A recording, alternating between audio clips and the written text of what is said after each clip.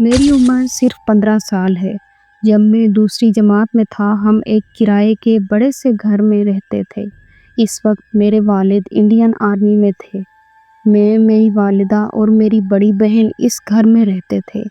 گھر بہت بڑا تھا، تقریباً 8 حصوں میں بٹا ہوا، اور ہر حصے میں 20 سے 25 کمرے تھے۔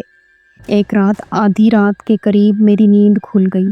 کھڑکی سے ایک چھوٹے بلب کی روشنی آ رہی تھی جو ہمارے بستر کے بالکل دائیں طرف لگے آئینے پر پڑ رہی تھی۔ جب میں نے اس آئینے کی طرف دیکھا تو میرے ہوش اڑ گئے۔ میں نے ایک عورت کو دیکھا جس کا چہرہ خون میں لت پت، سفید اور ڈراؤنا تھا۔ ان کے کندھے پر ایک چھوٹی بچی بیٹھی تھی جس کی ٹانگیں مڑی ہوئی تھی اور وہ رسی پر جھول رہی تھی۔ دونوں زور زور سے ہنس رہی تھی۔ میں نے اپنی آنکھیں 10 بار رگڑ کر دیکھنے کی کوشش کی کہ کیا یہ وہم ہے یا حقیقت، لیکن وہ دونوں ہنس رہی تھی لگاتار۔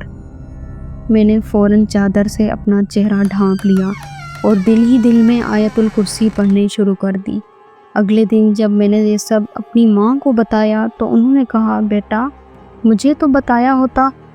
پھر مجھے پتہ چلا کہ ہمارے کمرے کے ساتھ جو سیڑھ تھا اس میں ایک عورت نے خودکشی کی۔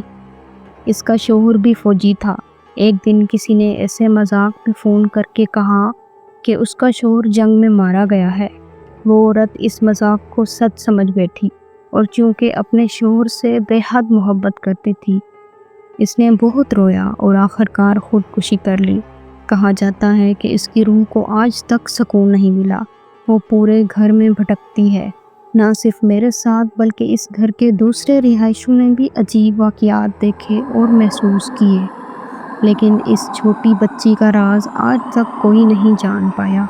یہ میری زندگی کی سب سے ڈراؤنی، سب سے سچی اور سب سے بھیانک کہانی ہے جو آج تک میرے ساتھ ہوئی ہے۔ اگر یقین آیا ہو تو کمنٹ کرو اور سبسکرائب لازمی، کیونکہ اگلی کہانی تمہاری بھی ہو سکتی ہے۔